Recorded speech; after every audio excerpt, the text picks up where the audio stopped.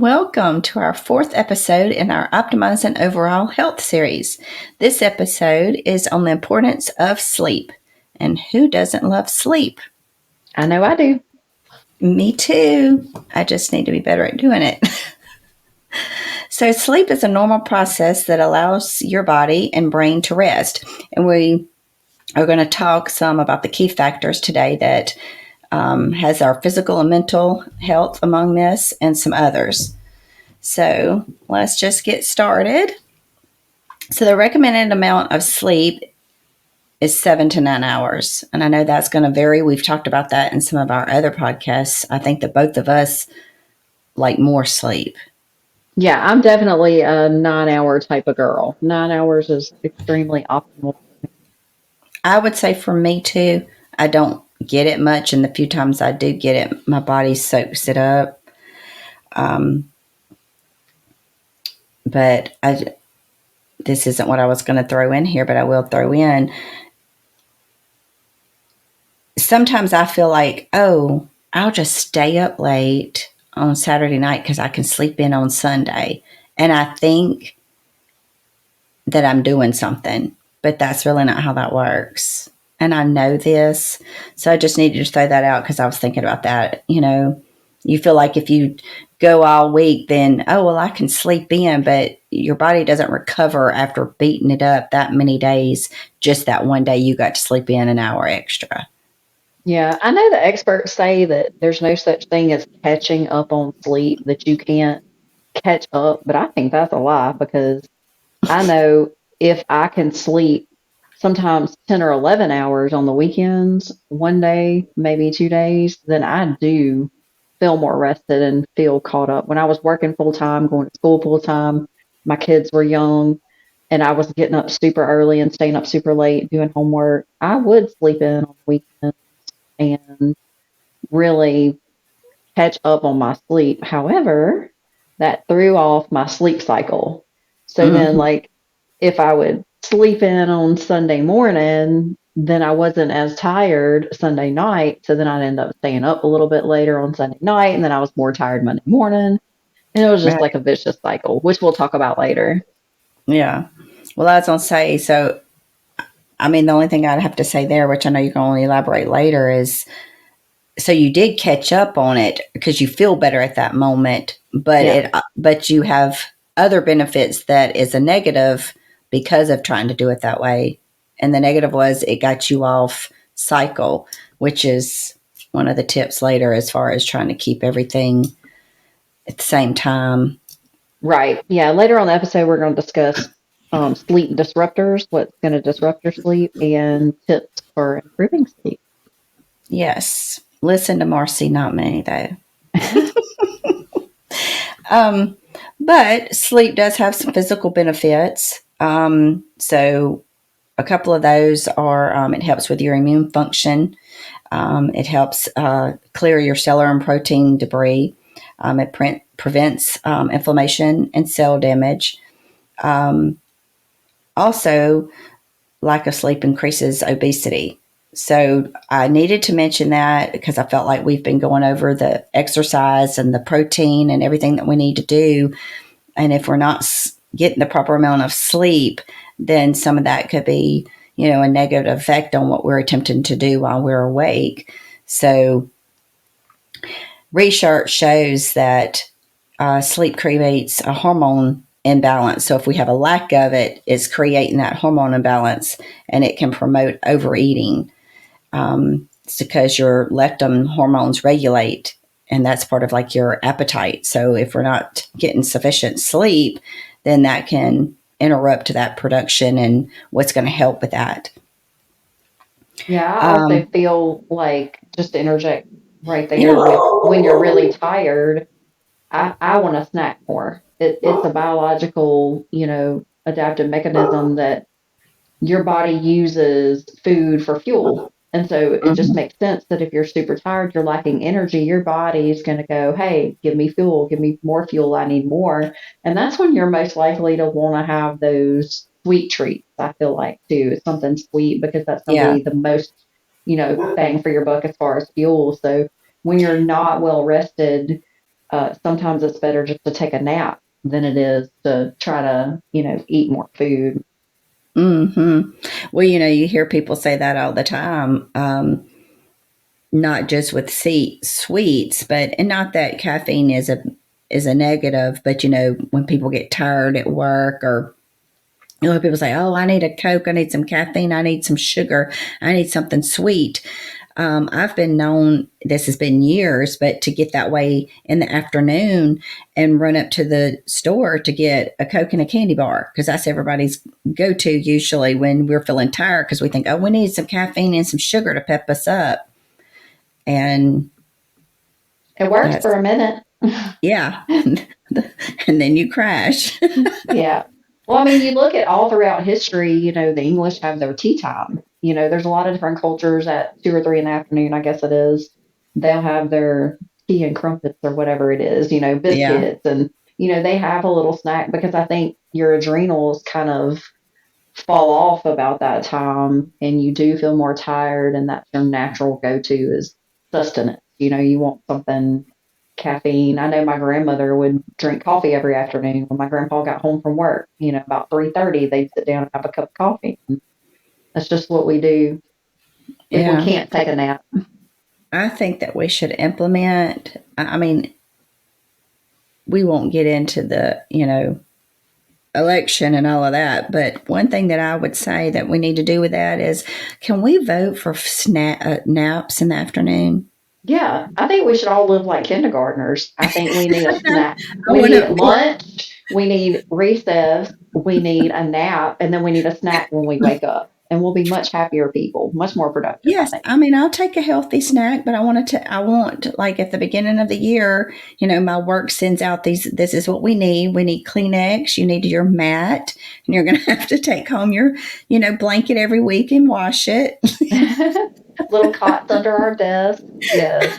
Right. We are closed from 1 o'clock to 2 o'clock because we take a nap.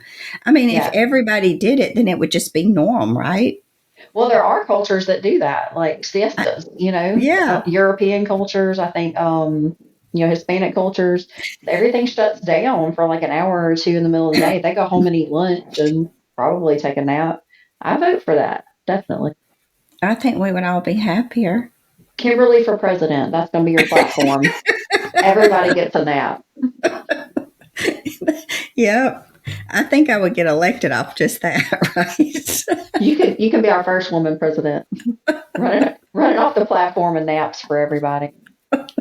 Naps and snacks. Yeah. And your boss cannot not pay you during that nap time. You get paid. Right? That's extra on top of lunch. Oh goodness. We got way off topic. Okay. We did. Physical Sorry, health. folks. So, and then muscle growth. So it's very important to get our sleep in after we have been to the gym, so our muscles can rest and grow. We've went to the gym, we've broke them down. Um, so when you're asleep, your body releases growth hormones, and that's essential for your growth and repair. So we need to make sure that you're getting that adequate sleep so that our muscles grow, which we will talk later. I know that's my lacking part. Don't tell nobody.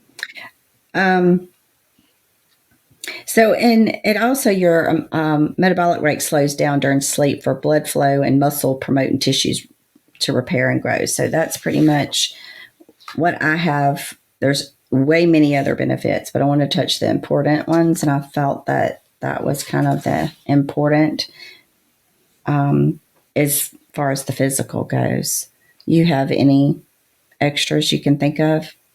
I think you pretty much covered them. I mean, we'll basically get the point that your body repairs and restores and recovers when you sleep. So that's super important from a biological standpoint as well as a mental health standpoint because your brain is an organ, and if you're not getting enough sleep, it can impair your cognitive function, your attention, your learning, your memory, your creativity, your decision making.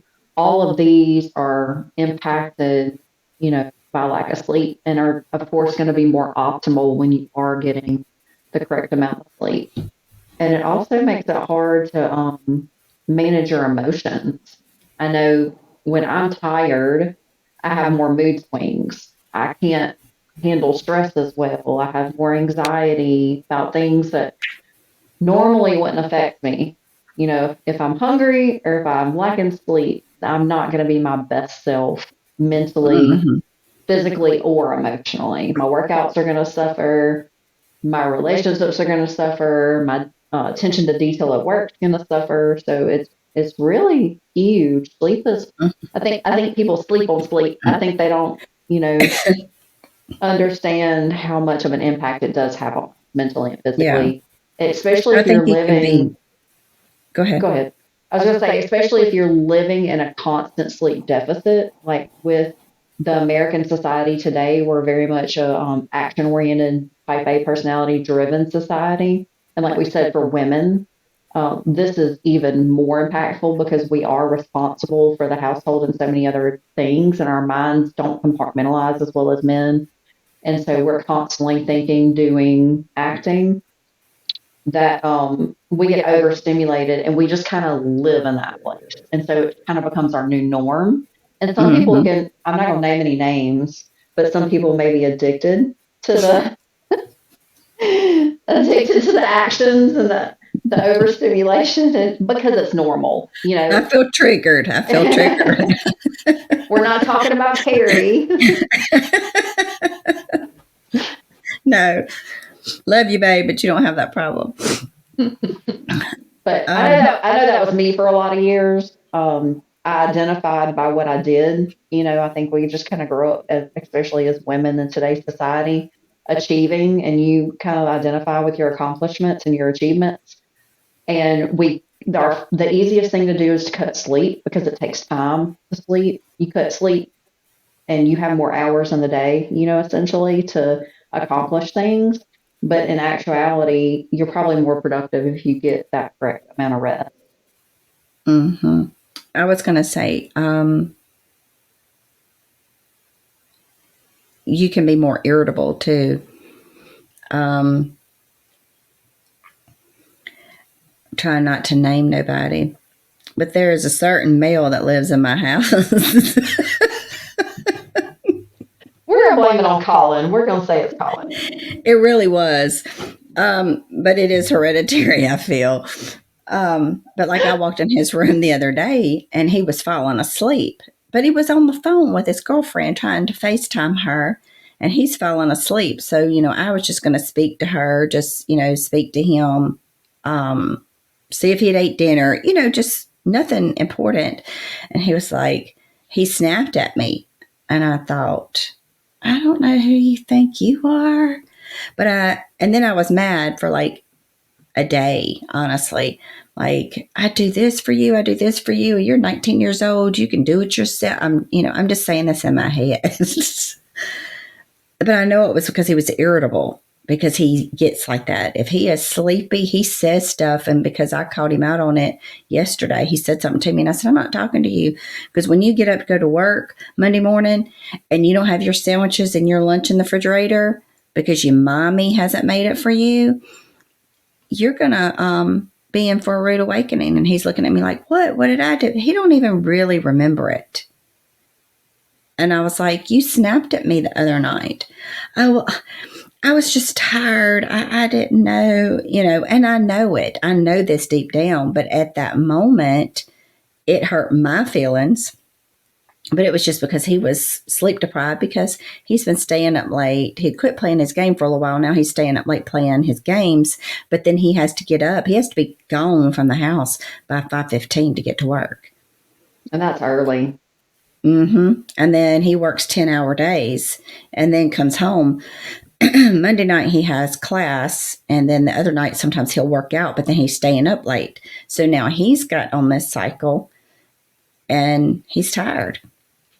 Yeah. And I can tell a difference in him when he gets like that. So even for young people, that happens also. So not to mention the older we get. But I just had to throw that in there because I was like, yeah, and then we're trying to deal with the spouses, deal with our kids, and we can just be Yeah, for sure, because you're not able to regulate those emotions well when you're Mm-hmm. tired. Yeah. So that's a good segue into our next topic, which is sleep disruptors. Um, I know this subject is near and dear to my heart because at about 35, whether it's early perimenopause or autoimmune issues that I had, whatever, I went through a very dark period in my life where I just started having like panic attacks and insomnia for no reason. It just hit me. I was in the bathtub actually one night taking a bath, and it just hit me like a gong going off in my head. Just the panic attack just swept over me, and it didn't go away for hours. I mean, this has been a 7 year journey for me. So now I know what went wrong, everything. But at the time I didn't. And before that time, I had never had issues sleeping. I had always been a really good sleeper. Like I said, on the weekends, I would sleep till 10 or 11 o'clock in the morning, just catching up. But I went through a period of insomnia, and I wouldn't wish that on my worst enemy. Like when you are so tired that all you want to do is crawl in bed and go to sleep, and you lay there, and it's almost like hell because it's like gnashing of teeth. You just can't Mm-hmm. relax, your mind won't stop, your body won't drift off, and you just lay there for hours and it seems like an eternity. And then what do you know, the sun starts coming up, and that's when I get tired, when my alarm clock's about to go off and I got to get up and get the kids off to the bus and go to work. That's when I'm gonna start, drifting off to sleep. But I've learned through that process a lot of things that could disrupt sleep, and then a lot of good things um, we call sleep hygiene that can help. So we're going to talk about, first of all, the sleep disruptors. And I think we've touched on this already a little bit, so I'm just going to briefly cover it. But stress, anxiety, poor mental health, is a big sleep disruptor. You have cortisol, which is your stress hormone that puts you in like fight or flight, and it revs up your system. And so if you have this high cortisol, then you can't really relax well and go to sleep. But it's a vicious cycle because if you don't sleep well, then your cortisol is elevated. So what do? You have elevated cortisol because you're not sleeping, and then elevated cortisol makes you not sleep. So, and that's one of the cycles that I was stuck in. Also, your adrenal glands, if they're not functioning properly, and that a lot to do with stress and dysregulation, then you have a lot of issues. Yeah. I'm going to throw this one in there. So I know we're going to go over some things that we think that will help with that. But if you do a lot of the tips and none of that is working, I would suggest going to the doctor and maybe getting your blood work done. Because as we've discussed before, I do have thyroid disease, and it just hit home. You're talking about the not sleeping. If mine is out of whack too much, sometimes it can make me really, really tired, which is the way I have been lately. And we did discuss that in a few episodes ago. So I did get my blood work back. They've adjusted my medicine. So hopefully I'm going to get better with that over the next few episodes. But there's times that it will flip and be opposite, and I can't sleep. So instead Right. of feeling like I'm sleepy all the time, I have, where I'm just wide awake all the time. And I believe that's called hyperthyroidism, right? Hypo makes Yes. you sleepy, and then hyper makes you. I actually have felt it in both scenarios, to be honest. Reason being is you can feel sleepy sometimes even when you're hyper, because and which is your thyroid is overactive, because it's just imagine a treadmill, and if you're running on a treadmill at full speed, after a while you're going to get tired because you're running full speed. Right. So it can work that way also. And then you're too tired, so it's not working. So you're really tired because it's not working. So I have felt it both ways, to be honest. Okay. But yes, generally speaking, usually when it is overactive is when the insomnia comes in. Um, and I've done the same thing. Lay there, can't. And then my mind starts going, well, I might as well just get up. I'm wide awake. And I'll just sit there and open up my eyes. And, usually you squinch them like, oh, just go to sleep, go to sleep, go to sleep, go to sleep. And then I'm Yeah. like, I just wide awake, like, well, let's see. It's 5 o'clock. Well, I could just go ahead and get up. And then I start processing my day of what I could just go ahead and get up and do. Then my brain is awake. Now you've stimulated, all of that. So I get it. But that's the reason why I say maybe go to the doctor, because there could be something, if you've done everything possible, there could be something health wise underlying that, could be going on with an issue, which is what was mine. Right, right. And your thyroid regulates a lot of hormones in your body. And that's another thing is hormonal imbalance. Like I said, I think I was hitting early perimenopause. I had a uterine ablation in 2011, and I know they say that this wouldn't affect you, but it did. I never had any hormonal imbalances until I had the ablation. And then it seemed like my body was just like, oh, well, your uterus is not functioning now. Let's kind of downregulate everything. And so, even if you're not in perimenopause or menopause, just the different phases of your cycle, like progesterone, when it's high, you're going to be more drowsy. So in your follicular phase of your cycle and the progesterone's high, you might sleep better. But then when you start hitting your luteal phase, your progesterone's lower, that could cause insomnia. And then, like you were talking about, getting your blood work done, having your was it TSH, thyroid stimulating hormones checked, your T4, your T3 checked, having your progesterone, your estradiol, your estrogen, all of that. And I think we're going to have a whole episode just on hormonal imbalances and what to do to fix Yes. that, TRT and everything. But just to touch on that briefly, also, I found this out when I was researching for this episode that reduced testosterone has also been linked to increased snoring and insomnia. So I would have never thought about that because if you have PCOS, which is polycystic ovarian syndrome, you have lower progesterone and higher testosterone, then that can also cause trouble sleeping. So I guess there's like the sweet spot if you're, I mean, like anything in life, right? If your hormones are too low, you're not going to sleep well. But if they're too high, you maybe not going to sleep well either. Yeah.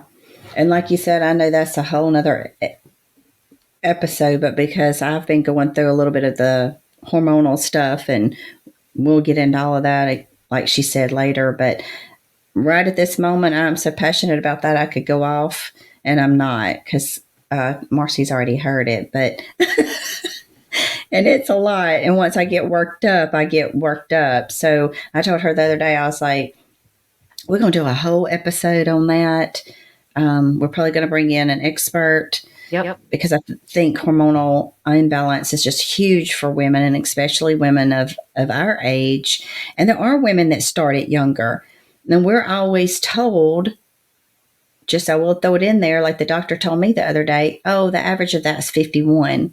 No. So that's the average of maybe menopause. And when you're in menopause, that's considered 12 months after your last period. But perimenopause can start as early as your mid 30s. And that starts throwing everything off. You have a period of like 20 years that nobody's looking at you saying, you're not optimal in your hormone levels. Let's help you. They all just hear your symptoms, which are insomnia and anxiety. And the first thing they want to do is throw you on an antidepressant or an anti-anxiety medication. And then you're just treating the symptoms. I'm on my soapbox now. You're just treating the symptoms and not the cause, because that's what they did to me. When I was having trouble sleeping, horrible anxiety, horrible insomnia, I went to my OBGYN. They did a blood work, hormone levels. And she was like, well, you're within normal ranges. We normally just put you on an antidepressant. But guess what? which leads into my next point, medications.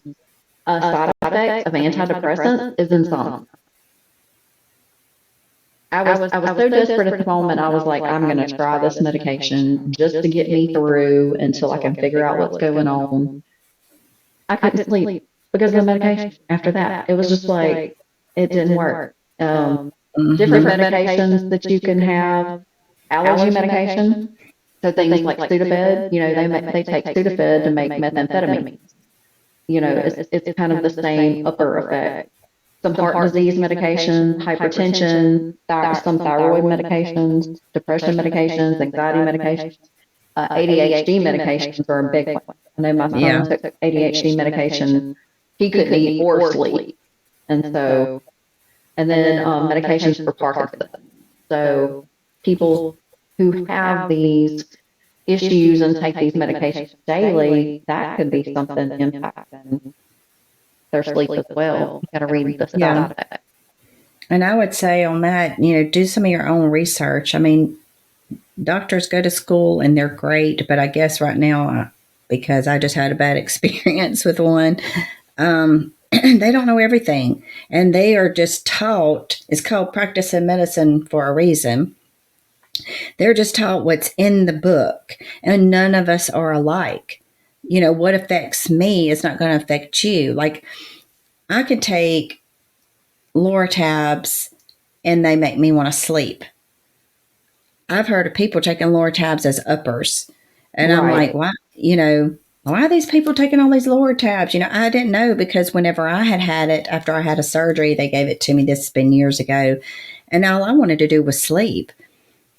But then I knew this person at the time and they were hooked on them. And I thought, what? And somebody was like, yeah, because they get high off of it. So, and then I've got a friend that used to take medication and it was like over the counter, like you're saying, Sudafed or something like that. And it would hype her up where I would want to sleep. So it was just having the opposite effect. So everybody's different when it comes to taking something.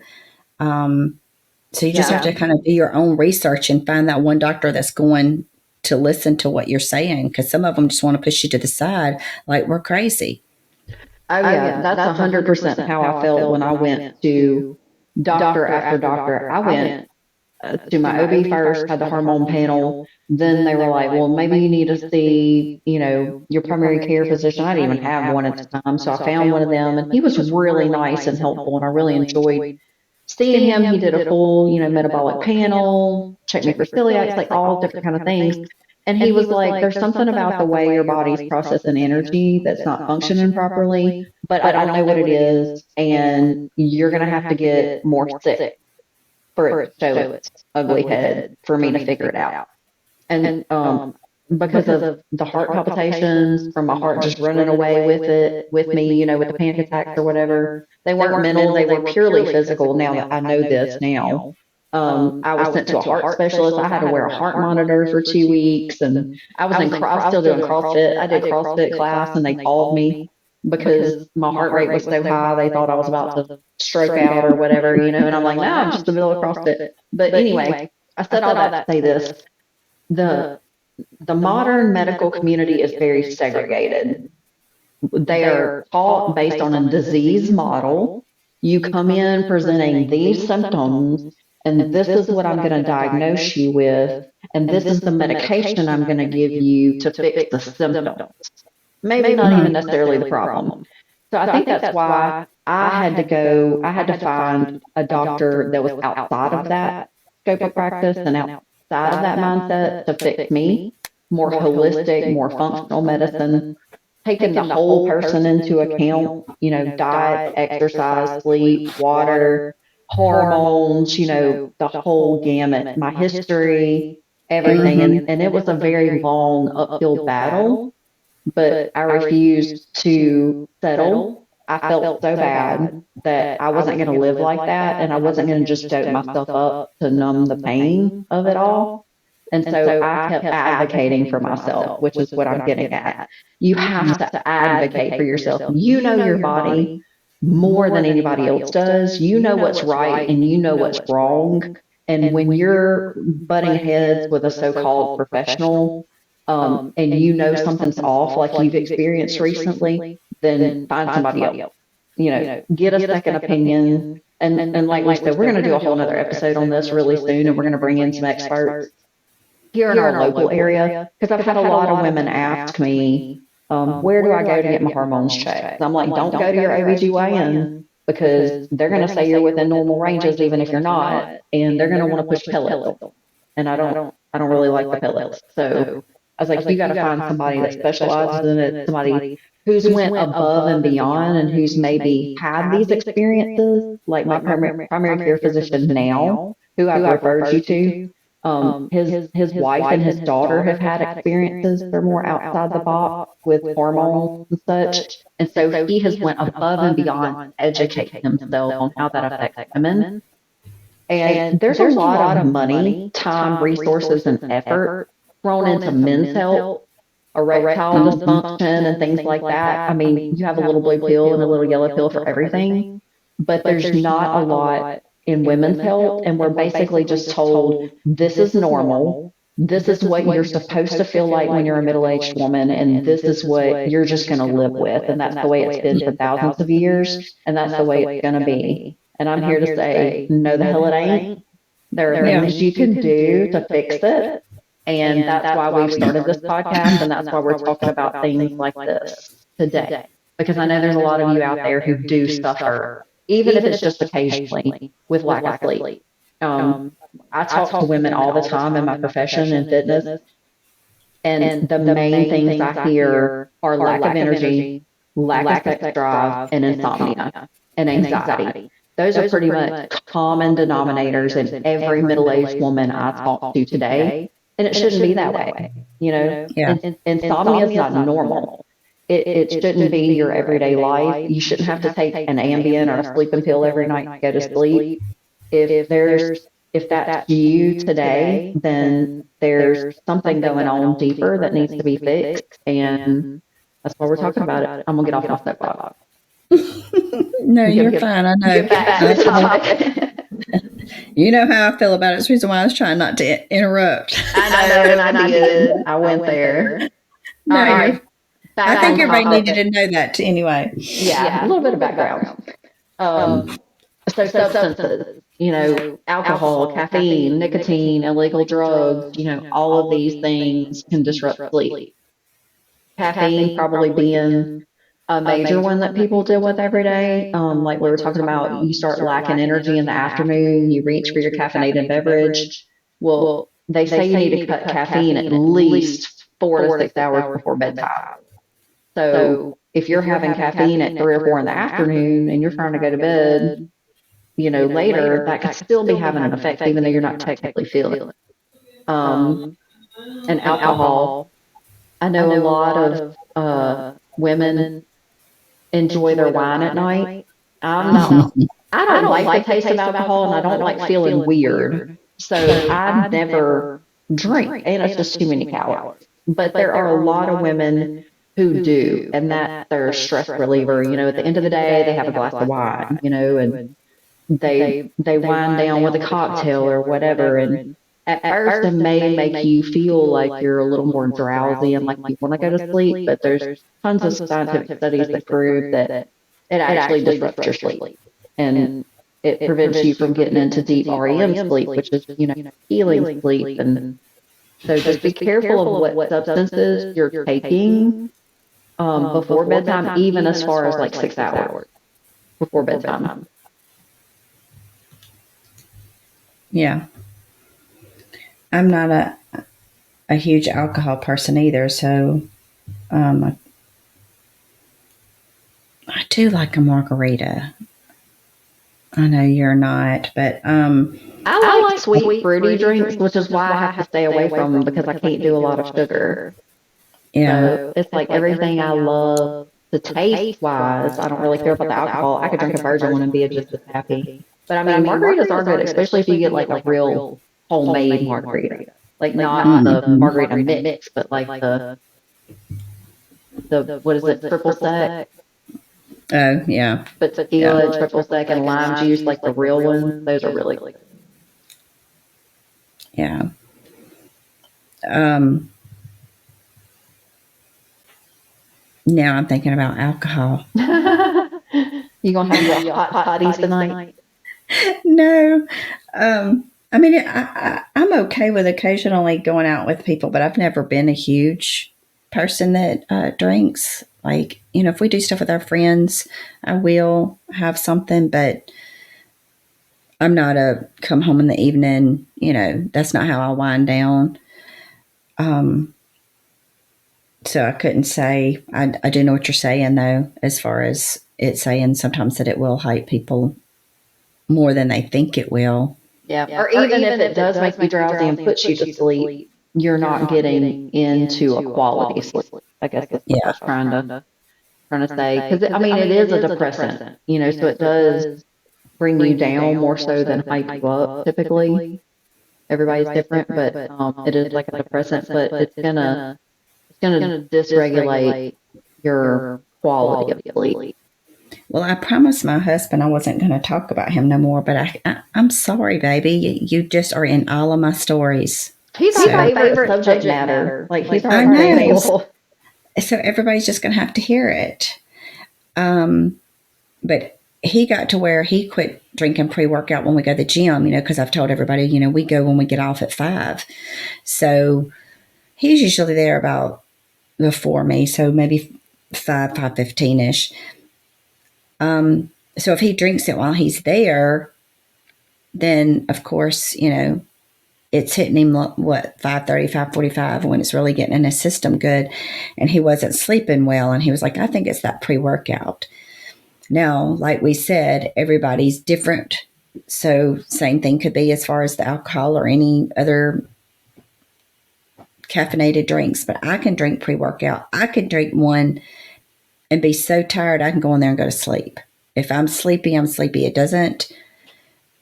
don't know why I'm hooked on pre-workout, because it doesn't affect me like that. I don't take it and get that extra boost of energy. I think it's just mentally, I think that I need it, and I really don't, because it doesn't affect me that way. And I have just always assumed either it is my thyroid function that does that, or just my type. Carrie could take those 5-hour like little bitty energy bottle drinks that you would get when they first came out. And he kept talking about it. So one day I'm just really tired at work. So I get one at the little gas station next door, and I drank it. And I'm waiting and waiting and waiting. I'm looking at my watch like, how long does this take to work? So I took another one, and I'm like, so I call him and I'm like, how long does this thing take to work? And he was like, well, how long did I said, I took 2 of them. It felt like an hour. He's like, oh my gosh. I was like, I don't feel nothing. I still could lay down and go to sleep right now. I mean, I literally felt just flat, like nothing after drinking that. I know I'm weird. Well, I'm like Carrie. I'm just the opposite. I have to be careful when I drink my pre-workout. I have to drink it no later than 4 o'clock, or it does push my bedtime back. And when Yeah. you're trying to hit a consistent bedtime, it can't be an issue. Some people are just so sensitive to medicine. One of the ladies that I work with is that way. Any medicine or anything, she's just really, really sensitive to it. And I'm not. I kind of hate that about myself sometimes, because I want to be. Yeah, Jimmy's the same way. He wants that stimulation, and he has found a couple of things that really work for him. But he can't just, drink a regular energy drink or regular pre-workout and get the same effect. My heart would be exploding, and he would Yeah. be dozing. So I Yeah. completely get what you're saying. I'm over here like telling the people at Southern Nutrition, oh, and there's a little, advertisement for them. I, I'm taking 2 scoops of the bulked up woke AF, which is the high stimulant they have, and they're going 2 scoops. I'm like, yeah, and I still don't feel nothing. They're like, oh my god, Good Lord. You I'm have, like, you have to almost go nuclear to get a reaction. yes. And I did do that one time. They did sell me. I will say, and I still have it, and I'm trying to get the nerve to take it. I don't know if it's when my levels, and I will say sometimes my levels will be off because I have taken and get like the little tingle when I've taken my pre-workout, or if I've laid off of it, like right before a show, I can't take it. So I won't drink it for like a week. And then when I come back, I'll feel that little bit of tingle for a couple of days and then it's gone. But they sold me a fat burner one time. Girl, I was dying. I was like, I can't take this no more. And I thought I could take anything. I was sweating. At that time, I had this guy working with me at work. I had a mail salesman, but we'd gotten really close. And I'm over there, and I got my shirt just kind of pulled out with a fan up underneath it. I'm wiping sweat from me. I'm just, oh my God, oh my God. And he's going, don't ever take that again. He's just laughing his butt off of me. He's like, are you going to be okay? I just had sweat pouring for me. I was like, no, I think I'm fixing to die. Oh, I can't stand to feel that way. I still have that bottle put up. I was like, okay, I paid too much money for this. We're just going to like hold on to it. But I was like, mm-mm. Yeah. When we went to the Olympia that year and we got all those free samples, there was a pack of fat burners in there. And of course, I can't take them because they make me, feel like I'm going to die. And so I gave them to Jimmy and he took them and he had almost the same effect. It was like, he's like, man, but he didn't take a picture of the package before he threw it away. So now he has no idea what it was. And I was like, that could have been something that would work for Yeah. you. I did that same thing one time with a sample. It hit that happy medium for me, and I did the same thing. And I tried to remember and tried to remember. I think I thought that I was going to remember, or either I had the same thought of this is just going to be like everything else. It isn't really going to work, blah, blah, blah. Okay. Yeah, we both probably missed that opportunity. Well, back to disruptors. Back to disruptors. That's what I was going to say. We're on a bunch of rabbit trails. Don't take fat burners right before you go to sleep. Yeah. or at all if you want to live. Okay, food and drink. So that's another thing. You don't want any heavy meals late. A dip in blood sugar levels can cause spikes in cortisol. And blood sugar dipping low could wake you up. So some people will wake up, 2 or 3 o'clock in the morning is like that magic witching hour. It seems to be that you wake up, out of cold dead sleep and then bing, you're awake and you can't go back to sleep. Sometimes that's a dip in blood sugar because it's, again, a protective mechanism by your body that your blood sugar dips too low. It wants you to be more awake and more aware so that you can eat or, something. Your body's scared, I guess you're gonna pass away and die. So it wakes you up. And I didn't know that. I was shocked to find that out, kind of recently. So you got to be careful also what you're eating before bed, or what you're eating for dinner. The bedroom environment. I know that being comfortable is important. As women, I don't know about y'all, but some nights I will sweat. I don't care how cold it is in the room. There are temperature regulating sheets, things like that. But if the temperature's too hot, you don't sleep well. If there's any kind of outside noises and not white noises, because that could help, or like fans and stuff. If there's any kind of light coming in, that messes with your circadian rhythms. If your bed's uncomfortable, and it could be something even as simple as using your bedroom for purposes other than just sleeping and sex. But we're talking about more like working. like I know during quarantine, everybody was at home, everybody was working from home. My sister and her children were living with us, and so Jimmy had to put his desk in our bedroom, in the corner of our bedroom. And so that was his home office and also your bedroom. And so sometimes your mind makes these associations with smells, textures, locations, whatever.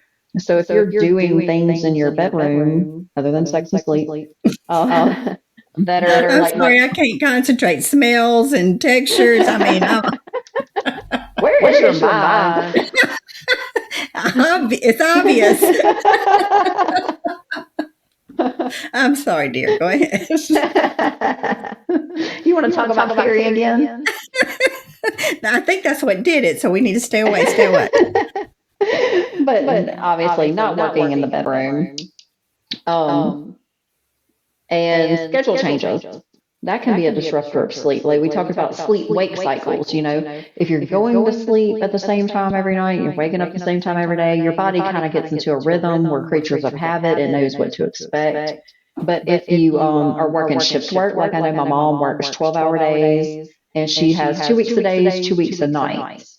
And so she's constantly flipping and rotating. Girl, I wouldn't die. I don't think I would ever sleep. That has to be the worst schedule, period. And these are people going into production areas trying to be safe and dealing with molten steel and stuff. And you got them Yeah. 2 weeks a days, 2 weeks a nights, 12 hours at a time. Like, no. My son-in-law does that. He works at Kimberly Clark, and he's like that. But I think his alternates like 1 week. It's not two. It's 1 week days, 1 week nights. But they'll go so many days. So like sometimes he's off on the weekend, sometimes he's not. It like rotates to Right. She has every other weekend off, and they do flip on their long weekends. So she'll have Friday, Saturday, Sunday off, and then she'll go to days or to nights, whatever the rotation is. And luckily, she's a good sleeper and she doesn't have issues with sleeping. She says sleep's her superpower. And so I believe it because I would die. I couldn't, I would love to go work that and make that kind of money, but I couldn't deal with the shift work and working nights, not having that sunshine during the day and the dark at night, which helps your body naturally wake and sleep. And Yeah. that's just all flip flopped. It is hard for me to sleep during the day when it's daylight, but I have always thought that I would do well at a night job because for some reason I'm a night person. Me too. At least that's how I feel. Now I've never had a night job, but overnight. I mean, I worked at Kmart as a child at night, but that don't count. Yeah, I think when you're younger, you can stay awake long periods of time and sleep whenever. But for some reason, it's like I feel like I don't know. I just do better at night. Like at night is when I'm gonna say I get like this. It sounds so stupid. I feel like I have a second wind sometimes. Yeah. And of course, then I crash. But anyway, I just always thought, well, maybe I would do better working some kind of night job. But then, like you say, once it's daylight outside, I'd have to have a room where you had the blacked out windows or something, so I could sleep. Because if it's light outside, then my brain's will think, oh, but I guess you'll get used to that. Yeah, and there's increased risk of cancer and all kind of diseases when you work at night and sleep during the day because that's not how we're made naturally. And there's also different hormonal things that go on your body, go on in your body at certain times. I think it's from 9 p.m. to midnight. It's super important that you're sleeping between those times. There's certain processes that go on in your brain, certain chemical processes that don't happen any other time.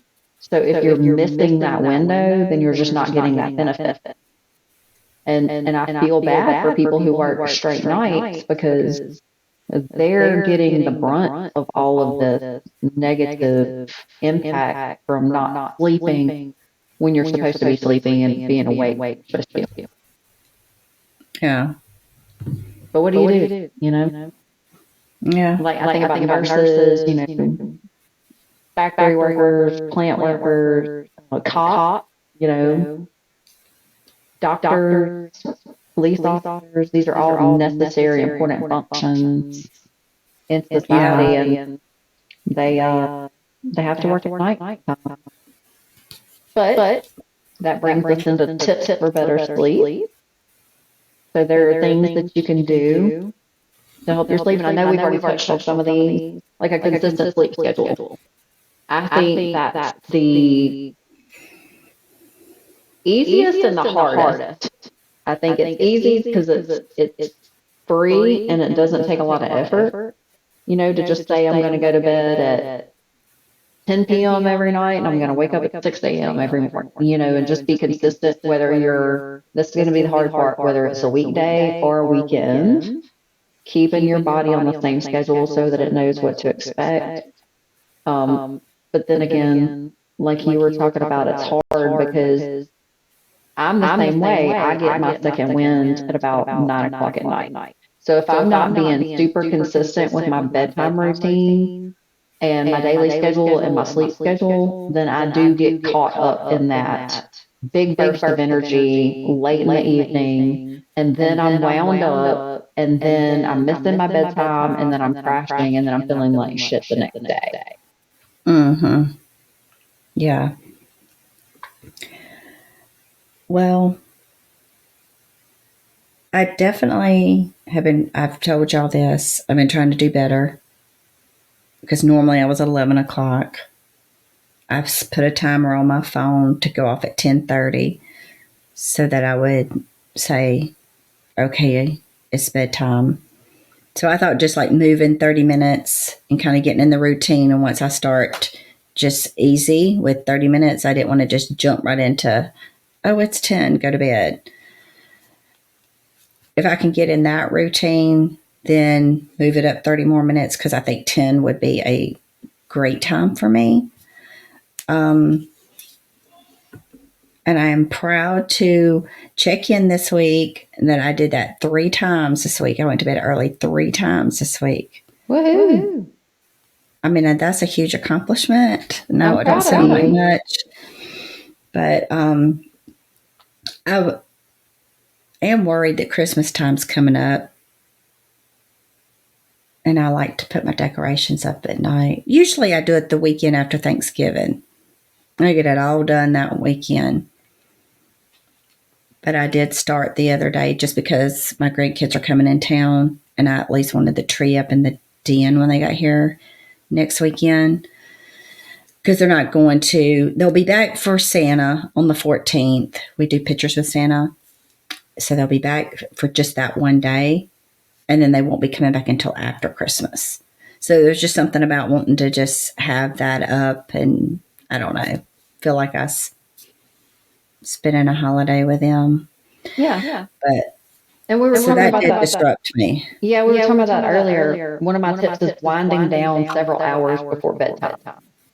Don't work right up until bedtime. Avoid vigorous activity and try relaxing activities like reading and yoga. We were talking earlier before we started recording that you attempted to do that. You Mm. sat down on the couch, watching TV, trying to relax, and you saw the tree. And it triggered you into action. And so, Yes. so tell us what happened.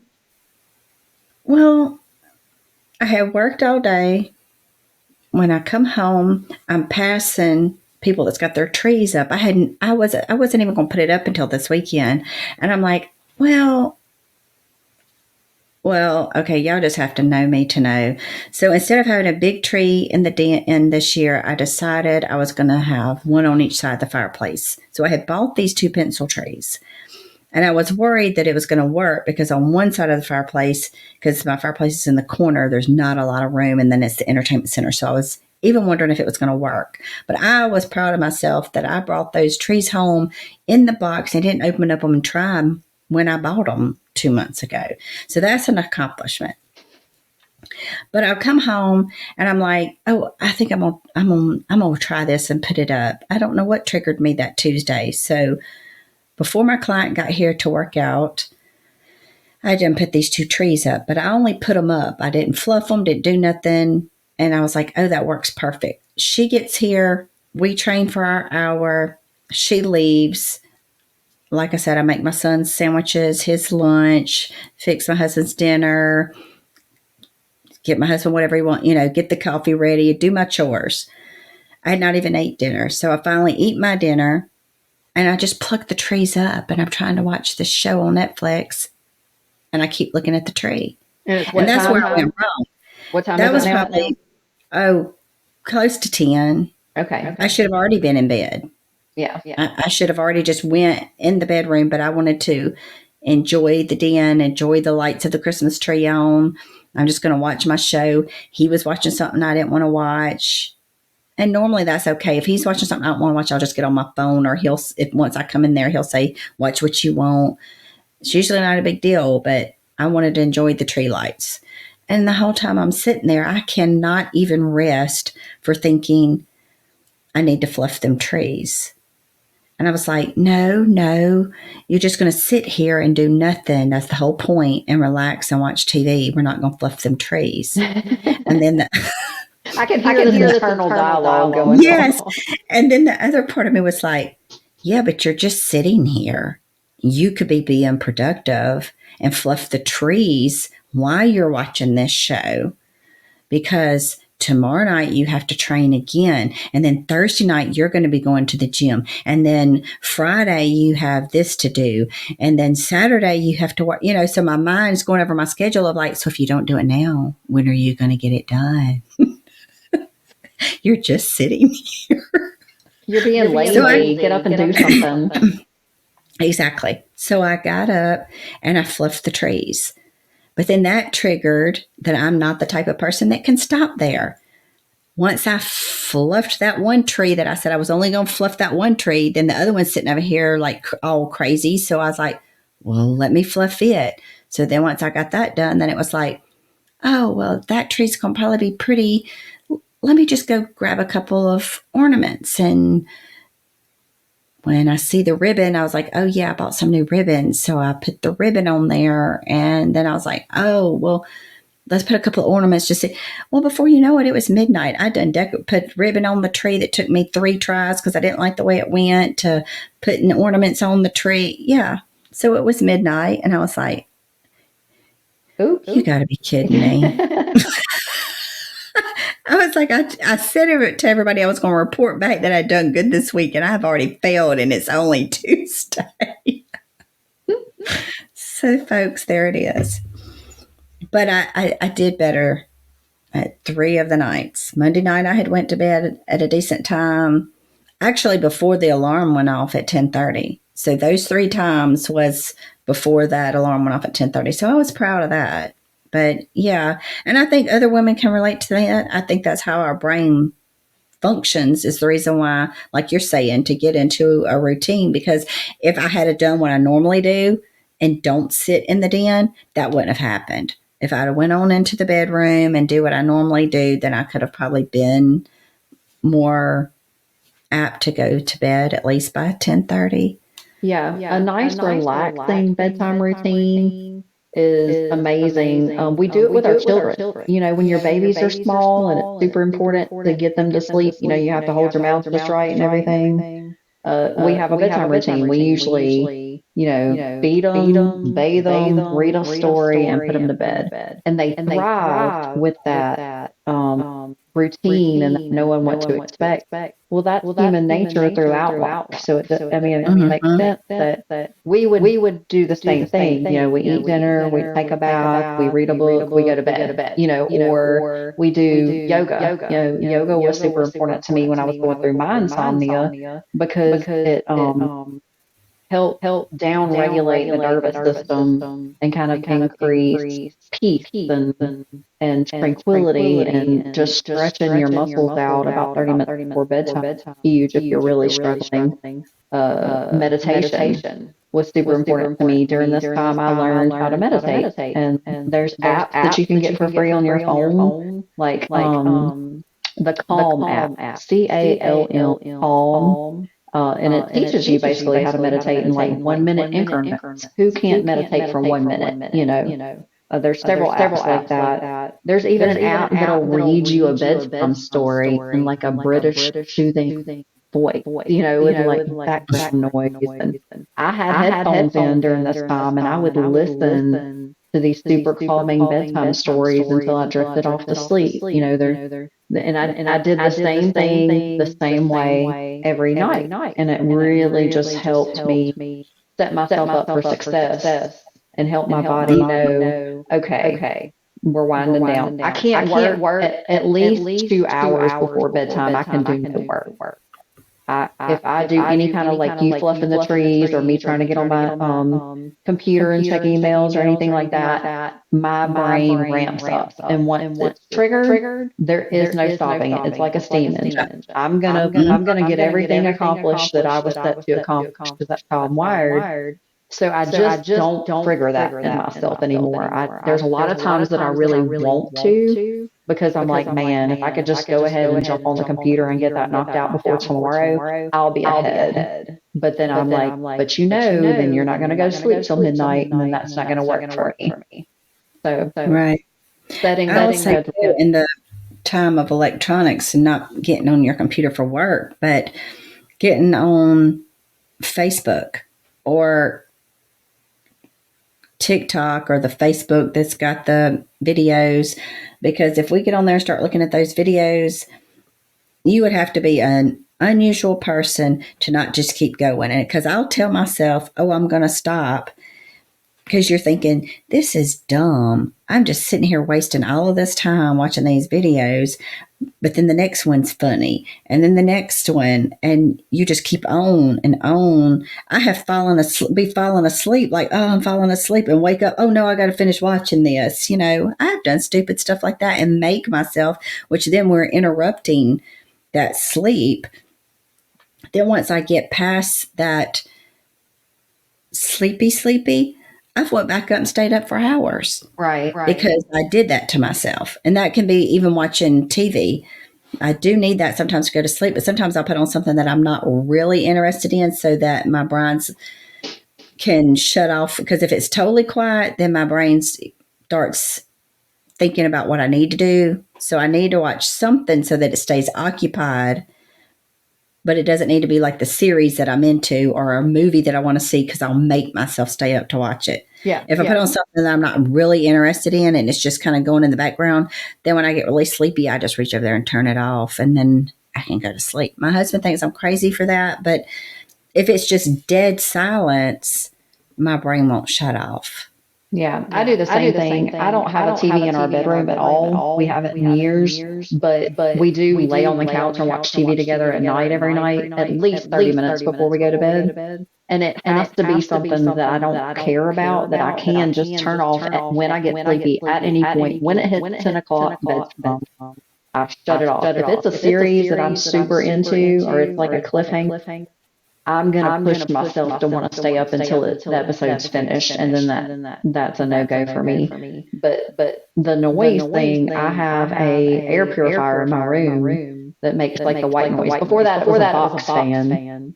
Because that constant white noise, for one, it drowns out all the exterior noises. There was a time where there were lots of people living in my house, and we had no carpet, and you could hear everything, and lots of teenagers. And so I had to have something to drown out the noise, because as women, we sleep with half of our brains active, and biologically that's probably so we can hear the children. With a baby, Mhm. we have to wake up and feed them, but that doesn't go away. So we're already more poised to hear noises in the middle of the night. So having something like a brown noise or a white noise or a background noise or a fan or something really kind of gives you something to focus on other than silence. That kind of helps. Yeah. Well, and I hate to I'm bringing my husband up again, but he worked construction and did all the plants, and you were talking about your mom. Now, for some women, or I'd say most women, this might not be a thing, but some that have worked in that industry, he has the ringing in his ears. So he can't sometimes sleep well because it bothers him. So he has a fan, it's a box fan over on his side of the bed, which he stays really hot too. So we have a fan, the ceiling fan, but he'll turn that on, which is semi loud and annoys me. But once I go to sleep, it doesn't bother me. But once he turns it on, I'll be like, God, that thing's so loud. But that noise kind of helps take away some of the ringing in his ears to help him sleep. So there are some people the white noise, sometimes they say get those machines or something like that, because it helps with that too. Yeah. Because I know that's what helps him. But if I'm talking about the room being too hot, I can't sleep if I'm too cold. So I think there's a happy medium. Yeah. I'll have to have extra blankets because he stays, especially when it gets really, really cold outside. My body temperature once I will be freezing. Like when I say Eskimo freezing, he gets pure mad if I put my hands and feet on him because they will be like ice. And I'm like, well, imagine how I feel. I'm trying to go to sleep over here and I am like ice. He's over there sweating. So I'll have to like put on all these clothes to bundle up. But then I do, once I fall asleep, then I get hot and I have to, take some of that off. But the other night I fell asleep and I was washing the main little thick blanket that we have. It's not a weighted blanket, but it's kind of thick like one. So all we had was our sheet, and I ended up having to pull the comforter up over the top of me. All night long was just freezing, and I guess because the comforter is heavy, but it doesn't like I feel like go over you as well. You know what I'm saying? I was Mm-hmm. still freezing. He was like, "You should have got the comforter." I said, "I did, but I didn't sleep good all night because I could tell every time I might accidentally kick it off. I would wake up freezing, and I would pull. I just knew I woke up several times because of that. And so I didn't sleep good. So that's another. We have to get just the sheets and the covers and the temperature right too. Yeah, and that changes with every season because, depending on how hot or cold it is outside, then it's gonna change the way your heating and air conditioning works on the inside. Keeping it at that just right level, especially when you have two people or multiple people in the house to kind of appease, it can be Yeah. a balancing act, really. Like Well, I Jimmy, bought a twin size heating blanket. That way I can have it just on my side and not have to worry about. We have had the dual control before, but then that's just so much, and he's never going to use it because when I say this boy sweats all the time and stays hot, my son's the same way. I just figure just have it on my side, then I can control it because I stay cold. that's so smart. I'm gonna get Jimmy one of those. He's always the one during the daytime when I'm up walking around the house, I'm freezing and he's sweating, he's hot. But once we go to bed, it's completely the opposite. It's so weird. Once we get into the bed, I'm hot and he's freezing. And so it's like, where was this energy all day long when I was walking around the house? I can't feel my toes. But like Well, once it also works being the twin size because I'm that way. Like, I don't want to change the temperature and be going up and down. One, who can afford the power, be able to be changing it. But two, you know how with Alabama weather, if I turn the heat on, well, then later on in the day, so I like to just leave it. But if I'm a little cool, I can just grab that blanket and either just use it as a blanket, or if I'm really cool, I can just turn it on. So I can just sit in the den with it too. So I like that part about it. Yeah, and I don't like breathing hot air. I would rather it be a little too cool in the air so I can breathe well and it's just more comfortable on my face. So having the heated blanket is really kind of a good Yeah. access. And also, I've done the 1 foot out, 1 foot in. That really Yes. works. Like, it's like if I have one cold foot and one warm foot, they cancel each other out in my brain, I guess. I don't know the science behind that. I don't either, but it works. It It works. does. Pick one leg out and all is right with the world. Uh-huh. It just like makes it, you'll be like burning up and you can put that 1 foot out and you're like, oh, it's just perfect. Just the right temperature. Not too hot, not too cold. Another thing that can help you with sleep is getting enough activity in your days. I know, Jimmy travels a week on, a week off typically. He's in town 1 week, working from home. We work out together at the gym, and then he travels the next week. And so I have to work out by myself. Well, there has been some weeks where I was just busy and, I didn't get to the gym as much as I would have if he would have been home. And that week, maybe I was somewhere in my cycle that just wasn't optimal. I was like, I'm not sleeping well.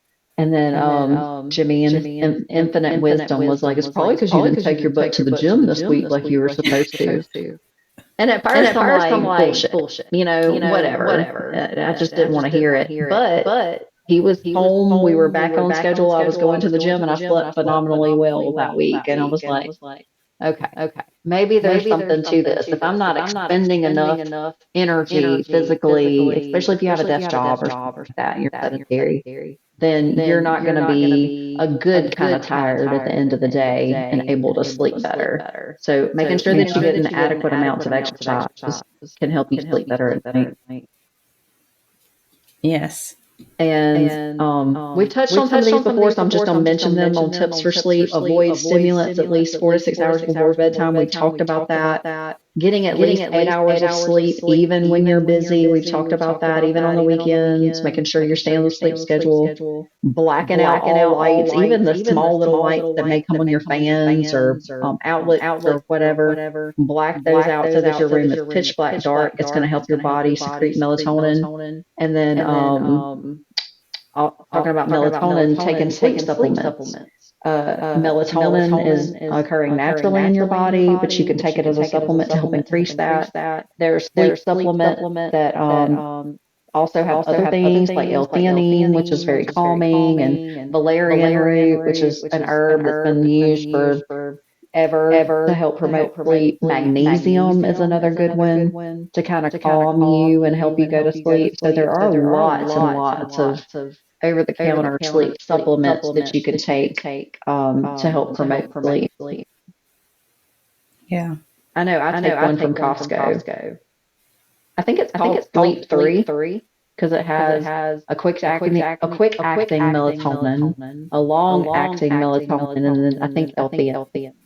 And I think there's a few other herbs or whatever in there. But I take it with my progesterone every night, about an hour before bed, and then it kicks in. And as long as you listen to that signal and when you get tired, you get sleepy, you go on and go to bed at your bedtime, then you won't override that and go into that extra overdriven activity mode. Then it really does seem to help. I will say I have every now and then taken a sleeping pill that the doctor gave Carrie. And like you were talking about earlier, having to rely on that one, if you take too many of them, then your body gets to where it relies on it. And two, after I have taken them a couple nights, it does help as far as like not being so much, but it will make me so groggy the next day. And I can't stand that feeling. So a lot of times I don't even want to take them because of that, but I have taken it sometimes on the weekends, like, okay, that way, like we said, catching up on our sleep, that I knew it would help me sleep deep, sleep longer, and at least get a little rest.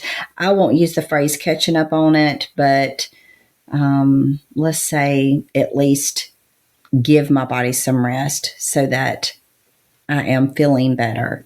Yeah, there are a lot of over-the-counter sleep aids like Unisom, things like that say that they're non-habit forming. And from a physiological perspective and like a drug addiction perspective, that may be true, but mentally, behaviorally, they can become very addictive to where you feel like you can't sleep well without them. I know a lot of people use Benadryl because like some people Benadryl will hype you up, but for most people it does make you very drowsy and sleepy. I have known people, and like you said, the more you use it, the more you have to use. Will take 2 or 3 Benadryl a night, every night, just to go to sleep, and that can't be healthy. And there are instances where you have issues with bad symptoms of taking too many antihistamines, and that is what Benadryl is. And then when you have an allergic reaction, you really need it. You may not get enough because your body's so tolerant to it. So Right. I would be very careful of taking any kind of sleeping pill over the counter or not on a regular basis.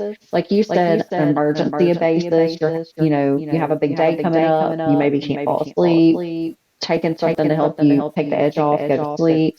Every now and then you have a big event coming up. You're not going to sleep well. Something like that would be fine. But I would very much think about not taking something that's not like a natural supplement. Right. So that Every night. your body can do it on its own. Right. And the last tip I have to bring up is called the 10-3-2-1-0 rule.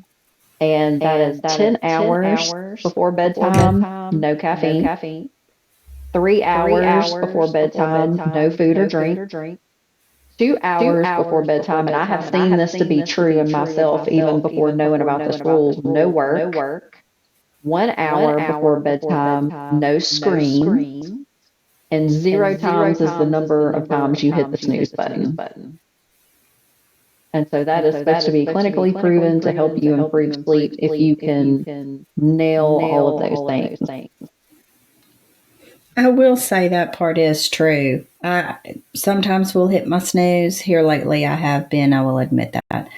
Um, but the times that I don't, when I'm feeling really good, thyroid's on function, all of those things are hitting right. If when it goes off, I get up and don't go back to sleep,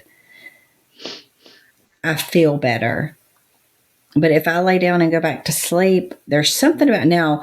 Do I sleep hard during that time? I have always swore that sometimes that's the best sleep is when I know I got to get up and I don't want to get up. You're 100% right. And I go back to sleep. But what the problem with that is then when you go in that deep sleep and then you try to jump up out of it because now you're late. Well, now that triggers all kinds of things. So now you were in a deep sleep and it's going to take an hour or so to get out of that deep sleep, which is what they say to wake up, to get your head together. And that's what gives you that groggy feeling is because you were in a deep sleep. And for me, I know now I have thrown myself off because I'm jumping up, I'm running around, you're running late. Now your anxiety levels are up, your stress levels, your cortisol's up because you got to hurry up and get to work. And then I run into work and I just feel like everything's just go, go, go, go. Instead of when I get up, when it goes off and I take my time and I have my morning, I feel more relaxed. And it is a better start to the day. So yeah, when you're talking about sleep wake cycles and the cycles that you go through when you're sleeping, it's almost as if, well, if you hit the snooze and you slept that extra 30 minutes, you obviously maybe had 30 minutes that you could have spared. If you need the extra sleep, it's better to just set your alarm initially for that 30 minutes later than to hit the snooze and disrupt that sleep cycle and then sleep 30 minutes and then be off. Because it is very important that your sleep cycles naturally. And I feel the best when I can wake up in the morning on my own. And now that I have like a consistent bedtime and I have sleep wake cycles, and that I'm allowing myself enough time to sleep, I pretty much wake up most mornings before my alarm clock. And it's less jarring. It's more my body's doing its thing. There's hormonal processes that bring you awake every morning to make you feel more alert and coherent. And if you can do that naturally without jolting yourself out of it, and I think hitting the snooze button does that. Like you said, that's the best sleep of your life is when you hit that snooze button and you get that extra 30 minutes, but it feels like 5. And it's almost not worth it, in the end. You just really kind of cheat yourself out of a more especially relaxing experience 2 or 3 times because then it's just like you're interrupting it over and over and over. And I feel like that just is almost like makes it worse. Yeah. And I mean, I'm guilty of it. Don't get me wrong. Right. I mean, I have done it. Right. Me too. And when you know better, you do better. I saw Kennedy's alarm set one morning. She had it set for every 15 minutes from 5 a.m. to 6 a.m. And I was like, what is that? She said, that's my alarm for in the morning before school. And I'm like, that's ridiculous. That's a whole hour of sleep you could be enjoying instead of hitting the snooze every 15 minutes. Yeah, I was like, that's not going to work. I was like, you just need to set it for 6 o'clock or whatever, 5:45, whatever, and just get up. And you'll feel so much better if you do. Because, I mean, that's a whole hour. That's a lot of sleep. That's a lot. I've never done it that far. Like sometimes I might set it for 5:30, and then when it goes off, I might hit it the snooze once, and then get up at 6. So sometimes I'll kind of do it like that because it gives me a few minutes to just kind of lay there, like okay, whatever, and then get up. I have done that, but not an hour. Yeah. And I know, Because in my head, I'm like, no, I want to sleep. right. And that's the point I've gotten to in my mature brain, but as a 14-year-old, that was just her thought process, Oh, yeah. which was mine too a long time ago. And I have two different things on waking. I like now I'm more into like a slow start. I find it more relaxing if I just set my alarm, get up as soon as it goes off, but I don't get out of bed. I'll pick up my phone, and check my emails or scroll Facebook for a second. I'll just take like 10, 15 minutes, not long. It just kind of brings me to like an alert awareness of the day. And then by then, I don't feel so groggy. I'm ready to physically get out of bed, and I've just found that that helps me not feel cheated. Because if I'm trying to roll out of bed and I feel like stuff warmed over, or I feel like I didn't get my sleep enough, or whatever, I'm like cussing in my head, I can't believe I got to get up, whatever. But if I'm like, oh, well, I don't have to get up right now. I can take the next 10, 15 minutes. I just build it into my schedule. I can just lay here and be lazy and relax and enjoy 15 minutes of the start of my day. I'm not rushing. I'm not jumping out of bed and rushing off to something. I find that that helps me be more consistent with actually waking up. I may not be getting up, but I'm awake. Jimmy will come into the bedroom and he's like, "You're not up yet?" And I always say, "Oh, I'm awake, but I'm not up." There's a difference. I've been awake. Yeah. But back before I started doing that, once the alarm went off, if I could just swing my feet out from underneath the covers and put my feet on the floor and stand up and get going, then I would eventually catch up mentally. I would just have to, because there was a time during prep last year that I was having to get up at like 4 a.m. to go get my cardio in before going to work and everything. And so that was super early. And so I would just have to get up, put my feet on the floor and go get dressed before I even really was awake and was thinking about it. Because if I gave myself 2 seconds to think about it, I was going to hit that snooze and I was going to be like, this cardio ain't that important. I'm going back to sleep. So Yeah. there's many different ways to do it. Yeah, and you just have to find what works for you. That's the sad part. But I will say, if you just like with me going to bed, it would be the same way with getting up. If you want to get up and start your day earlier because you need more time in the day, or you want to start trying to like stretch in the mornings, I've even said I was going to work that in. But like I say, until I get my thyroid regulated, right now I'm sleeping. But I have got up in the mornings, stretched, or done a workout, depending on where I'm at in life. If I'm like you and prep and I need to do something beforehand or whatever. But start with 15 minutes early. Then once your body gets used to getting up 15 minutes early, then you can go to 30 minutes early if you need to work it that way. I know, like when you were doing prep or when I was or whatever, and you had to get up early because you were doing something like that, we just had to say, oh no, now all of a sudden I got to get up an hour earlier. And that's what we had to do. But once we started doing it, because it was for me, once I started doing that, I enjoyed it. And because I was getting up earlier, it was easier to go to bed earlier. It's not like that part trails and you're staying up later. I was more tired earlier. Oh yeah, I couldn't keep my eyes open past 9 p.m. And in that phase of my life, there was no TV in the evenings, period. I would, get done with everything in the evenings. I think I was training clients in the evenings back then when I was still training. So, I wouldn't get home till later or whatever. I would eat and I would take a bath and I would go to bed. Jimmy would maybe sit on the couch watching TV because his life didn't change. His schedule didn't change. But if I knew I couldn't keep my eyes open past 9 and I knew that alarm clock was coming early the next morning. So I mentally just had to get to a place where I was like, I'm going to sacrifice my TV time because I'm going to get up early in the morning. But but I was watching Netflix on on the cardio the machine. cardio machine. So I was So I getting was 2 hours hours of of TV a TV a day. It day. just It wasn't on just the wasn't on the couch couch, laying down laying down, relaxing. It relaxing. was, It was, doing my doing my cardio. So that cardio. So I that didn't really I feel didn't really feel cheated. cheated. But But you also you really also have to know, really you have to brought know. up a You good brought up a point. good You point. You said, said, until I get my until I get my thyroid thyroid regulated, I'm regulated, I'm sleeping. sleeping.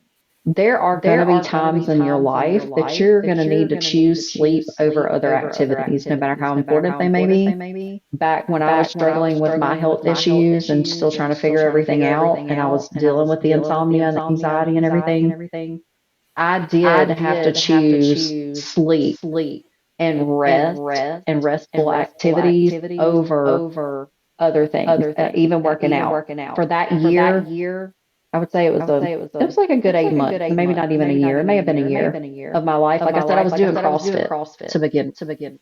I had to I had to stop stop CrossFit. It was CrossFit. no It was longer no longer healthy for healthy me for at that me at point that to point to continue in the continue shape in the that I was shape that in I was in physically physically to to continue that. continue that. So there was like a So there year was like a year period where I would period where take I would take walks and I walks would do and I would do yoga. yoga, And that was and the that was only the only exercise I did. exercise I I did did. I not go did to the not go to gym. the I did not gym. I did not strength train, strength train, right or right or wrong, wrong, mentally and mentally and physically. That's physically. just where I That's just was where at I was at in my in life. my life. And And sometimes it is sometimes it more is more detrimental for you to detrimental for run you to yourself run into the yourself ground into the ground physically. physically. So you So have you to have to choose choose to to relax, relax, to rest. to And I rest. think And I women think need to women hear need to this hear more than this more than anybody. anybody. You're not being You're not being lazy. We lazy. joke We and joke say, and laying on the say, couch laying on the being couch lazy, being lazy, whatever, not do whatever, not do anything. anything. You are You are taking an taking an active part in active your part in life, your an life, active an active recovery, recovery, by by sleeping, by sleeping, by taking taking time, time, by by drawing those drawing those boundaries boundaries in your in life. your You life. You deserve to deserve to sleep. sleep. You You deserve to deserve rest. to rest. You're taking You're care of taking care of yourself and yourself and everybody else everybody else all day all day long. long. You need You to need to recover. recover. And And if you look at if you look at nature, nature, nature is not nature's not blooming blooming 100% of the 100% time. of the time. You know, You the know, the trees, tree, the the plants, the plant, fruits, the fruits, whatever, whatever. there's a There's a season season in which in which they are in they are full in full bloom and all their bloom and all their glory and they're glory and they're producing. producing. And then there's a And then there's a season where they season pull where they back and pull they back and they die, die, and they and they hibernate. hibernate. They're not They're going not going 100% of the 100% of time, the time, and we and cannot we cannot either. So either. we So we definitely need definitely to take need to this take subject this subject seriously, seriously, do a do real a life real life assessment assessment of of where am I where at am I now at with my now with sleep my sleep hygiene, hygiene, what what factors factors are are hindering my hindering my sleep, sleep, and and which one of these which one tips of these can I tips take and can I take implement and in my implement life in my to try life, to try to get more get sleep more sleep in the future. in the future. Yeah, I definitely feel like women need to, like you said, hear that more because that's where I was at when I was married to my first husband. I've had thyroid issues since I was 13. And we didn't really know, like at the time, things were triggered again during my pregnancies. So they had taken me off medication, and then I went back on it, but that was after my second child. But so when I was pregnant the first time, that's what triggered it again, and I didn't know it. But you got to also think about what your body goes through to have a child, and now you've got a child and you're working. I was, like I told you the other day, I was working 7 days a week after I went back to work with my first child. She was getting up every 2 hours until she was almost 2 years old when I finally took her to a sleep disorder doctor. And I was working 7 days a week and running a household. And my ex husband told me one time that I was lazy. And I think that you would say that's really stupid, but I think that just mentally did something to me. And I think I still hold on to that because I still will tell, Carrie, if I'm not doing something, I feel lazy. And he's like, no, I'd rather you sit down with me sometimes and do something. But I cannot find it to retrain my brain from feeling like that if I sit down and I'm like, oh, I can see dust on the floor over there. I need to get up and do that. I can't shut it off from that comment almost 30 years ago. Right. Right. And so think about some of the women that are told things like this. Now, he didn't just say it once, but it wasn't like that it went on for years and years. I will say that he eventually stopped. But think about women that are mentally abused with things like that for so many years, whether it be childhood or a relationship. And so you're trained that you have to go, go, go, and we're not taking care of ourselves. And sleep is part of that. And that doesn't make you lazy.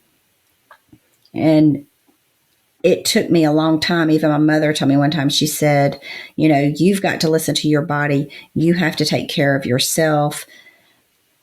And I would just be like, whatever, whatever. I didn't tell her that, but in my head, I'm just like, you know, I have to do these things. I felt like if I wasn't, and I still fight that if I'm not perfect, I feel like if my husband gets up now, and he knows this, I've told him, if he gets up and goes in there and I haven't prepared his coffee for the next morning, that I'm a failure. And I fight that. I have looked at that coffee pot before at night and say, I'm not going to do it. He's told me, it takes me 2 seconds. It's not that big of a deal. And so I've told myself, I'm not going to do this. But I can't go to bed and not do it unless I, for some unknown reason, forget. But if I look in there, I cannot walk away from not doing it. I cannot walk away from, if he looks in the sugar bowl and there's not sugar in there, for him to think, and I know that he's not because he's telling me he's not, and that's not the way he is. But I feel like he's going to look at it and be like, she didn't fill my sugar up. It takes years for us to retrain. And I'm still working on that. And he has told me over and over and over, he don't care, but that's not enough. It's not enough to take away that one seed that was planted 30 years ago.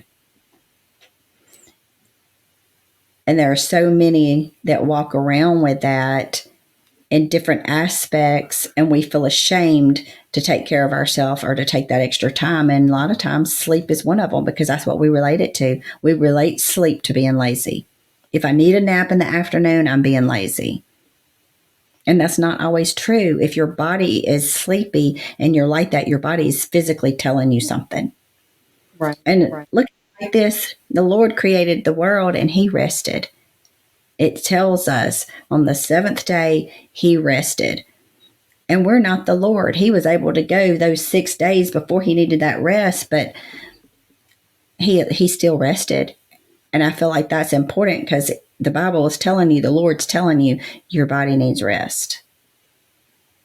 So that's my little soapbox. Yeah, and even if nobody's telling you, like in your case, that was a very traumatic experience. I think just the way our society is operating these days, it is implied. I mean, you look at kids, they go to school all day long, they come home, they have God knows how many activities. And in order to, be accepted and get into a good college and be worthwhile as a human being, you have to put all of these things on your resume, even before you're out of high school. And it's no wonder that we have children with the highest numbers of anxiety now, and even like stomach issues, from the anxiety and all these things. We are taught as Americans in particular that our identity and our success is tied to our achievement. And secondly, as women and as mothers, because we are running at such high levels of dysfunction, we are also having to disconnect from our body and shut down those signals. Like you said, listen to your body. Well, I was at a point in my life that I couldn't hear my body screaming.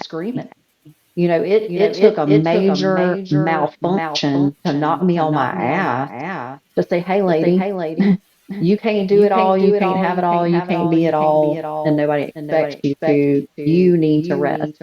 If you don't give your body proper rest, it's going to come about at some point, whether it be a disease like cancer or, the issues that I went through with anxiety and insomnia and hormone dysregulation, but I understand where people are coming from because we are so disconnected from our bodies because we have overridden that natural balance for so long that we don't even know what that natural balance is anymore. And it's not acceptable in the first place. Because, like you said, if I'm dog tired in the middle of the day and I have time and I go in there to lay down and take a 30-minute nap, I do have to fight with myself mentally because I do feel lazy.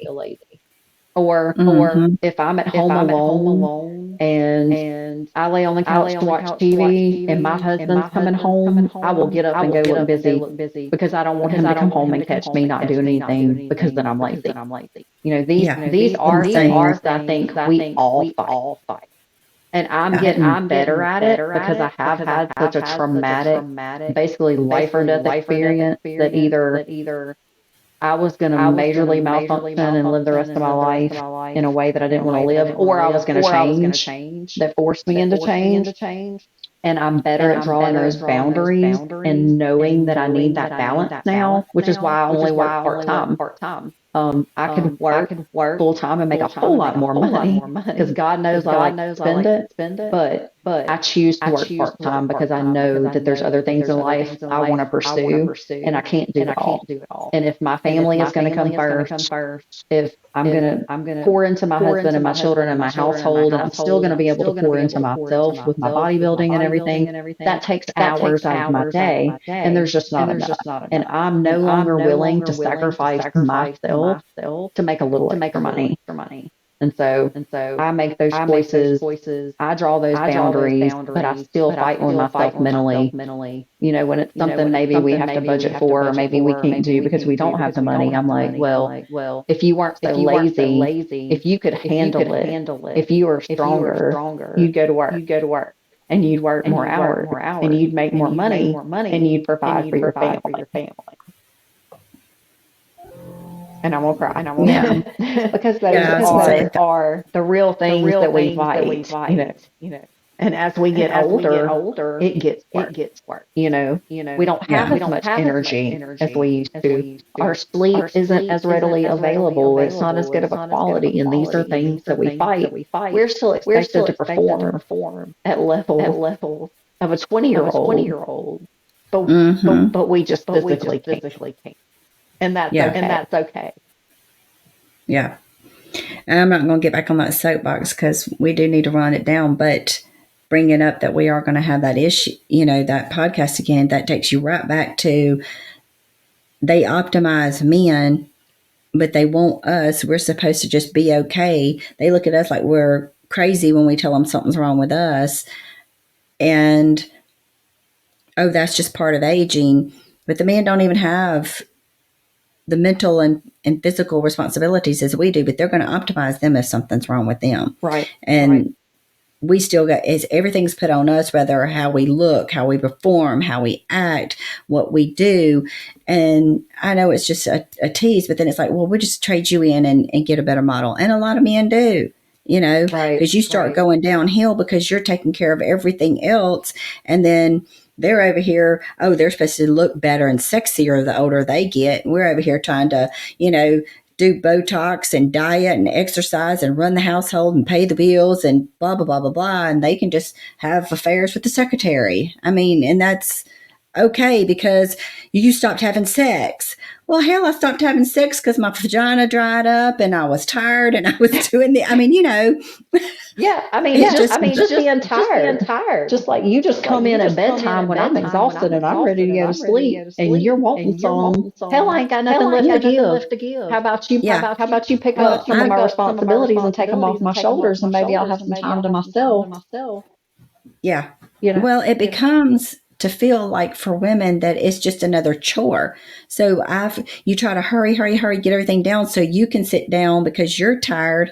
And then as soon as you get in bed and you think, then it's like, oh, baby. And then I'm sorry, baby, but I have told him this. It's like a switch goes off that it's like another chore. Yeah. And I don't want sex to feel like it's a chore. I want to enjoy it too. Right. I want it too. My body wants it. I want it. I want that intimacy. I don't want it to feel like it's another chore.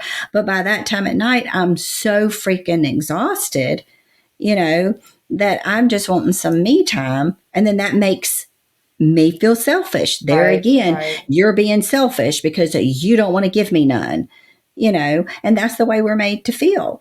Where, well, why didn't you do this and this and this during the day so I could have sat down an hour ago? Then I might have been feeling like happy time. But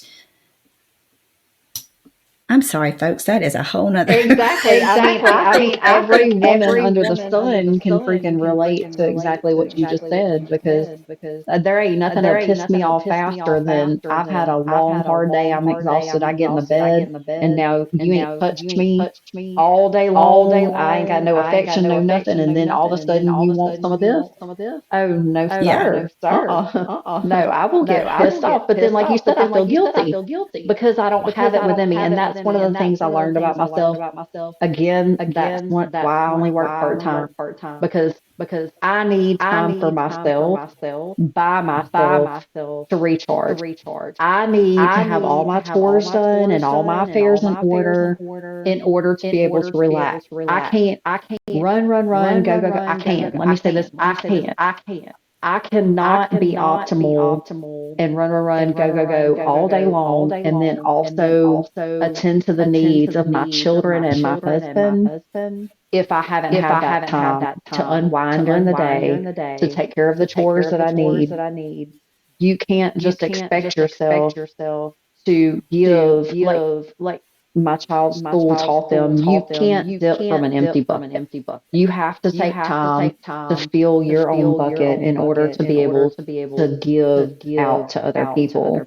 And if you're not sleeping properly, if you're not taking care of yourself and resting and getting that me time during the day that is so necessary for you to be able to relax and go to sleep at night, then everything is just malfunctioning. Relationships, physical health, mental health, it all corresponds together. And there's no way you can separate any of that. That's why it's so important to really take a long, hard look at who you are as a person, what you need, and take care of yourself before you schedule in time to take care of other people. Because Carrie can fix his own coffee, and he don't mind. Colin can fix his own sandwiches. And He does mine. yeah, Colin does mine, but he'd get over it. So we know we can kind of figure out that acts of service is probably your love language. Doing for the ones that you love and you care about is your love language. But when you're so run down at the end of the day that you can barely breathe, that's not loving. That's not kind to you. And I don't feel like they would want you to feel like that. I don't think of any amount of service that you're doing for them is worth you not taking the time for yourself. And that it's maybe time for all of us to take an inventory and reprioritize how we choose to spend our time. Because we all get the same 24 hours in a day. Elon Musk, Oprah, all these big famous people that are accomplishing all of this stuff, they have the same 24 hours in the day that we do. So we just have to learn how to be more efficient with our time and prioritize it better. But we can't skimp on our sleep. Correct. To do it. And here we thought that we weren't going to be able to talk a really long time. Girl, I thought this was going to be a quick episode, man. All right, guys. Well, we appreciate y'all staying with us and sticking through some of our rants on this, and hope you took away what we were trying to give with that you need sleep. And so next week, we're going to finish up with supplements. Correct. It'll be the last episode in our series, Optimizing Overall Health. We're going to talk about optimizing your supplementation. And until then, go take a nap. That's right. It's Sunday. Well, actually, it'll be Monday when you're listening to it, so you may be at work. But well, then you can go to your boss and tell them you need the nap. Kimberly said. Just lock your office door. Go in the bathroom stall. Put your head against. We're going to take naps. Yeah. Tell them you had diarrhea and take a 30-minute nap. Right. Right. All right, guys. Don't do what Y'all I have say. yeah, and you're the business owner. You are the boss. So your people are going to listen to this and they're going to go lock themselves in the bathroom for 30 minutes. But hey, you own a furniture store, y'all can just go lay on a bed. You're going to find your I employees sleeping on one of your beds. I have not found the salespeople. I have found my delivery people at times go missing and like, where are that? Listen, girl, this I'm gonna tell y'all this one, and we're gonna go. I found one of them. He was supposed to be working in the store, and I couldn't find him. Couldn't find him. Girl, I found him in a box in the warehouse asleep. Oh, He no. he had done crawled in a box to take a nap, thinking we wouldn't find him. I Oh, was like, what in the world? see, men don't mind taking naps. They don't mind hiding and taking a nap. No, not at all. So, All right, y'all. Well, we appreciate it. And absolutely. Thanks for listening. Talk to y'all next time. Bye.